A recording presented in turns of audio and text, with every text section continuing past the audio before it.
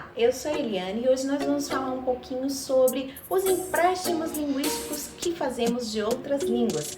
Você sabia, por exemplo, que algumas palavras como abajur, batom, baguete,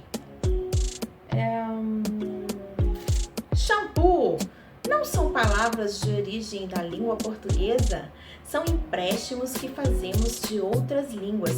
Às vezes fica mais fácil a gente entender esse processo quando nos utilizamos de algumas palavras que são específicas da língua inglesa, por exemplo, né? Com essa quarentena, uma série de palavras da língua inglesa estão sendo usadas, como por exemplo, lockdown, live, deixa eu ver outra, delivery, drive-thru, que a gente fala drive-thru, que na verdade seria drive-thru, né? Que é um fonema que a gente não tem na nossa língua portuguesa.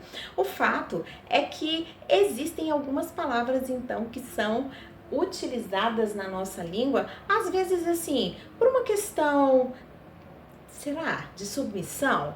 Será de encurtamento? Porque, por exemplo, hoje faremos uma transmissão ao vivo.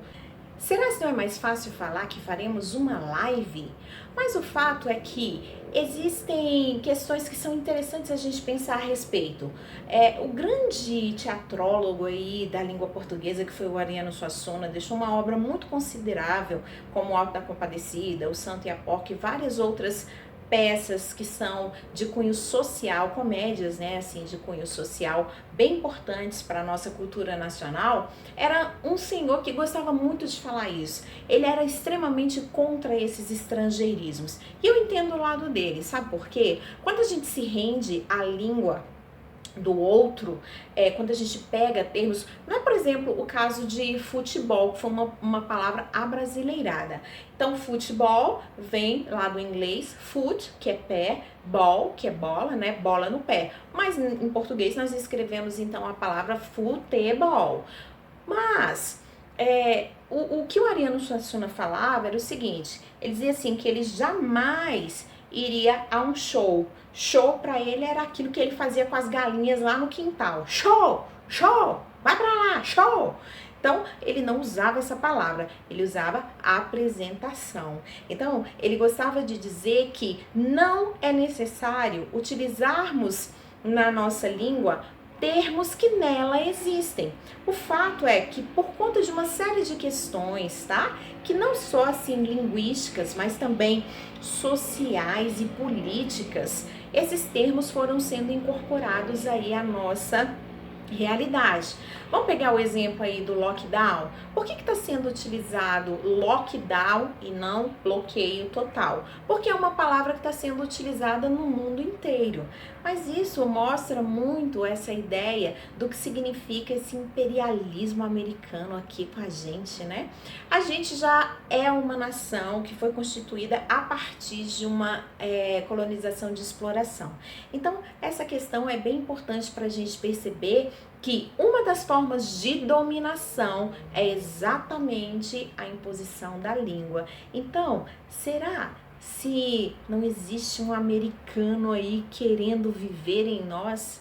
Não existe, nossa, é um superstar. Por que não fala que é uma superestrela, né? Poxa, é um cara muito bom, é um artista de responsa, como é dito no Maranhão, né? Então, é bem interessante a gente pensar em todas essas coisas e no nosso posicionamento enquanto brasileiros. Será se eu estou de fato valorizando a minha língua ou se estou cedendo aos caprichos do imperialismo de outra? Sobretudo a língua inglesa, né? Esse imperialismo americano é bem difícil pra gente. Mas é algo sobre o que nós devemos pensar.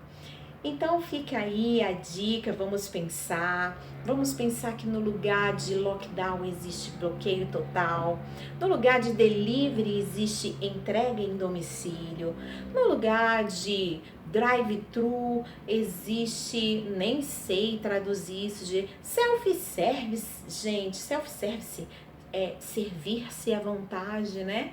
Então, assim, são coisas, são questões sobre as quais nós devemos pensar e devemos entender que é importante sim valorizar a nossa língua. Pegar os empréstimos quando eles nos são necessários, quando eles nos são importantes, e aportuguesados, como é o caso, por exemplo, da palavra shampoo, da palavra futebol, da palavra baguete, né? Purê. Então são todas essas palavras que já são palavras incorporadas à língua portuguesa, mas que não passam de empréstimos que fizemos de outras línguas. E daí a gente vai então entender como é que funciona essa questão dos estrangeirismos e se ela de alguma maneira pode ser positiva ou pode ser negativa. Eu espero que vocês estejam bem, que vocês fiquem bem e em paz. Um beijo e tchau!